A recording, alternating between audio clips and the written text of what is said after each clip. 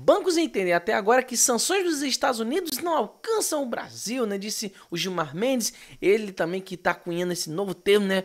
O Feltec, né? O feudalismo tecnológico, que ele está afirmando que os Estados Unidos estão fazendo com os ministros do STF. E você lembra que o Gilmar Mendes também está falando dessa lei anti-Magnitsky, que ele não tirou da mente dele, não. Ele se inspirou na lei europeia, mas adivinha, a lei europeia contra a Magnitsky não deu certo, porque as empresas preferiram pagar multas altas do que perder o seu sistema integrado com os Estados Unidos. Essa é outra notícia que nós vamos ver agora, mas antes de tudo, se inscreva no canal, deixe seu like, não se esqueça que a gente posta vídeo aqui todo santo dia para te manter muito bem informado. Todos os links estão na descrição. Então, basicamente, ele está dizendo assim, não, os bancos estão cagando para os Estados Unidos, ninguém tá nem aí, não, né? Durante o segundo Fórum Futuro Tributação em Lisboa, o ministro Gilmar Mendes do STF disse que até agora os bancos interpretam que as sanções dos Estados Unidos contra as autoridades brasileiras não são extensíveis ou aplicáveis ao país. Lembra disso aqui, porque quando a gente for falar dessa lei lá na Europa, né? E é esse o entendimento, afirmou o magistrado em entrevista coletiva. Tivemos também uma manifestação do Supremo da lavra do ministro Flávio Dino, naquele caso envolvendo a questão da mineração de Mariana, na qual ele balizou que essas decisões tomadas por autoridades estrangeiras precisam ser validadas por autoridades judiciais brasileiras. Em suma, são questões que certamente podem ser discutidas no futuro. Não, faça o seguinte, a gente o Xandão tá sendo sancionado, a gente vai ser sancionado também, mas deixa isso para outro dia, porque essas sanções aí, porque esse pessoal, eles ainda estão achando que vai ser o seguinte, olha, quando o Donald Trump sair, né, porque vocês sabem que o Trump não vai poder se candidatar novamente, né, lá eles têm essa legislação de que se o presidente ele foi eleito 3 vezes, logo, ele não pode se candidatar a presidente nunca mais. Não sei se funciona para outros cargos públicos, mas quem foi presidente dos Estados Unidos, que vai ser querer ser um deputado ou um senador nos Estados Unidos? Claro que não, né?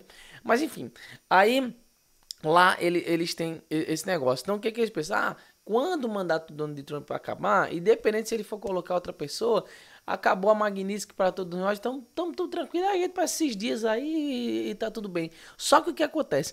Imagina se uma lei dessa gravidade não fizesse sentido depois que os presidentes que a aplicaram saíssem. Não ia ter moral nenhuma dos Estados Unidos para poder estar aplicando essa lei Magnitsky, e todo mundo que recebesse essa Magnitsky ia dar de ombros. Tipo, o que eles estão fazendo aqui? O problema é que quem é sancionado da Magnitsky não sai da lista da OFAC. Aí é que está o problema. Mas eles ainda insistem em falar dessa forma porque acham que as coisas vão se resolver assim, ó.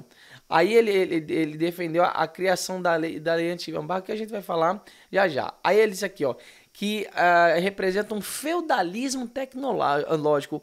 Qual é a situação?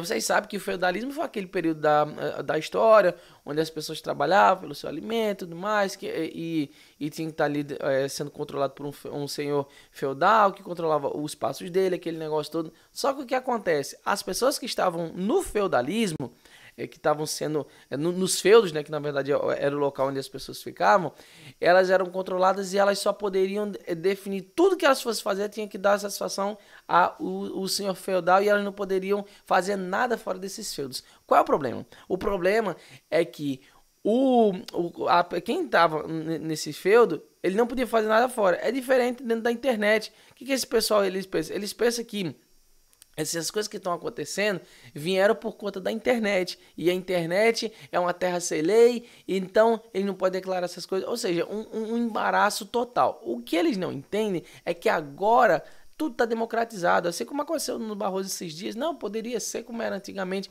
O mundo que esse pessoal conheceu quando eles eram mais jovens, de que eles poderiam ditar as regras, mais jovens não, né? Até alguns anos atrás, que o Gilmar Mendes é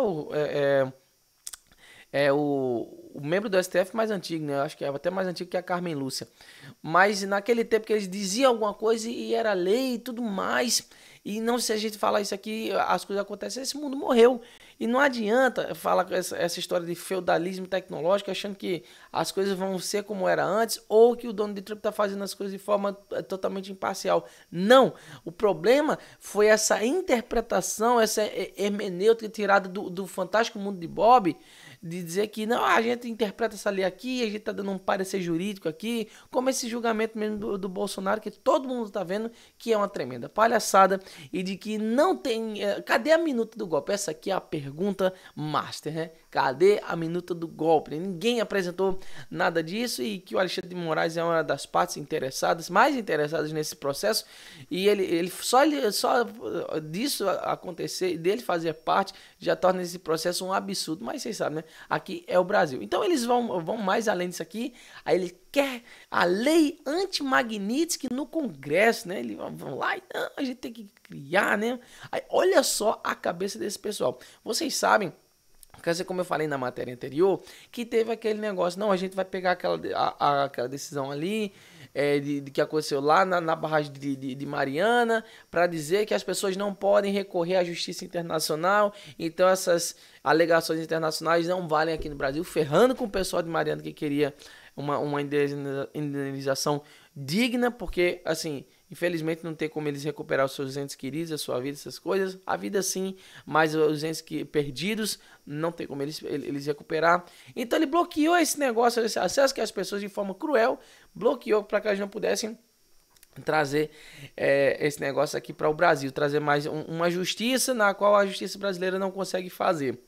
Então ele usou esse mesmo entendimento para dizer assim, não, do mesmo jeito que aconteceu lá em Mariana, a gente vai aplicar isso aqui agora. Não pode de jeito nenhum leis extraterritoriais operarem aqui no Brasil e tudo mais. E eu já falei aqui diversas vezes, a Lei Magnitsky não opera no Brasil. A Lei Magnitsky, ela sanciona ou multa as instituições que têm negócio nos Estados Unidos. Ou seja, quem tem cliente que está sancionado, está na lista da OFAC, não pode fazer negócio nos Estados Unidos. As empresas são cortadas do sistema americano. Se fosse qualquer outra pessoa, não tinha nem esse bololô todo, eles iam lá e cortavam e tudo mais. Mas como são os paladinos da democracia, não, aí a história é totalmente diferente, não é?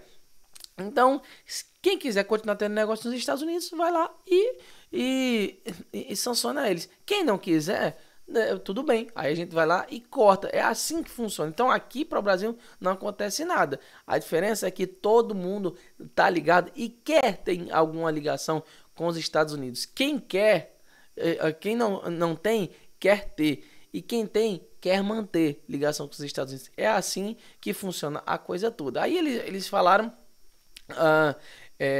não, esse aqui é o nosso entendimento. Só que aí vem a grande cartada, né? A lei de Magnitsky, mais nada por demais, fracassou na Europa. Por quê? As pessoas lá preferiram, as empresas preferiram não perder os seus posicionamentos. Quer ver? Ó? Aqui, o regulamento surgiu como uma resposta às sanções dos Estados Unidos contra Cuba, Irã e Líbia. Naquele mesmo ano, na prática, o Estatuto determinava que cidadãos e empresas da União Europeia não poderiam cumprir as sanções de países externos. Lembra do que eu falei na primeira notícia? É a mesma conversa. Também é a mesma lei, né? Além de anular no território europeu qualquer decisão judicial estrangeira fundamentada nessas leis. O regulamento também garantia o direito a reparações por danos sofridos pelo cumprimento dessas normas. Ou seja, quem foi sancionado pela Lei Magnitsky, além de não dar BO nenhum, se desse algum BO, aí tem que ser... ressarcido, né? Tinha que ter as coisas recuperadas e tudo bem, olha, nossa, que legal. Aí o Gilmar Mendes olhou isso aqui, nossa, isso aqui tá certo para o Brasil, porque provavelmente ele deve ter feito uma pesquisa, né? Vamos lá, países que já foram sancionados pelos Estados Unidos, o que esses países fizeram? Aí, claro, ele por estar dentro da Europa, né? Ter imóveis lá na Europa, provavelmente, pensando ele que não vai ser sancionado, ele foi lá e pensou nisso aí, né? Aí assim, ó, aí aqui tá o contexto, porque ele estava falando de que essa lei foi aplicada ao Alexandre de Moraes e tudo mais. Aí aqui ele vai falar sobre esse negócio aqui do Irã, que as empresas estavam tendo esse negócio aqui, fizeram essa questão toda. Aí ele diz assim, ó, depois desse caso que não deu certo, né? Vou ler só a conclusão aqui, ó. Nessas situações, cabe à empresa provar que não agiu em conformidade com a legislação estrangeira. O acordão também estabeleceu que a anulação dos contratos considerados e contrários ao estatuto só deve ocorrer quando essas medidas não custar prejuízos desproporcionais às companhias envolvidas. Em resumo, se o prejuízo for grande demais, não dá para poder sancionar. E os prejuízos referentes ali a quem está sancionado são sempre gigantescos. Sempre é assim. Aí aqui, ó, depois deste caso, a Comissão Europeia admitiu que era necessário revisar o Estatuto de Bloqueio para dissuadir e contrariar a aplicação ilegal de sanções. Ou seja, tem que estar sancionado, tem que cumprir sanção mesmo e que se dane, não tem isso. Ainda assim, consultas públicas realizadas naquele ano revelaram frustração entre empresas que relataram custos de conformidade elevados, incertezas jurídicas e pouca utilidade prática da norma. Ou seja, tava tendo aquela insatisfação desse caramba, velho. A gente tá sancionado aqui. Então o que a gente faz? Pô, vamos cortar esses clientes do Irã, pô. Vamos cortar esse pessoal pra ver se a gente não tem mais esse problema. Aí o Gilmar Mendes dele de lá falou: não pode. A gente não pode cumprir nada extrajudicial aqui, porque as coisas são diferentes e tal. Deu esse prejuízo gigante para eles. Ao defender a criação de uma lei semelhante no Brasil, Gilmar afirmou que o Congresso deveria assumir a responsabilidade pelo tema, mas a experiência europeia mostra que, mesmo com revisões e atualizações, o mecanismo não alcançou a efetividade pretendida. Então, essa aí é a questão que, além imaginado pelo Gilmar Mendes, que na verdade ele copiou, ele está tentando copiar de outro lugar, não funciona, porque entre obedecer a um ou dois aqui, mesmo que seja um ministro do STF, e ter um cliente só que gasta muito dinheiro, que, cara, o quantos por cento Gilmar Mendes representa? Aliás, o Alexandre de Moraes representa, dá conta dele no banco. Ele pode ter muito dinheiro, mas ele não representa uma questão, um cliente majoritário. Você acha mesmo que, tanto que o dinheiro que o Alexandre de Moraes tem, ele representa mais do que, sei lá, 50% do banco? Vocês acham isso? É claro que não, pô. Claro que não. Ele pode ter dinheiro do jeito que for, mas ele não representa mais que isso. Então, em outro banco sério, em outros países mais sérios, qualquer coisa desse tipo aí já estaria valendo. Mas aqui no Brasil é aquele negócio. Eles estão achando que isso vai ficar por isso mesmo. Mas quando as sanções chegarem primeiro no Banco do Brasil, que eu já fiz vídeo sobre isso, aí o negócio vai ser um pega pra capar, vai ser uma desbaratinada gigante na cabeça desse pessoal.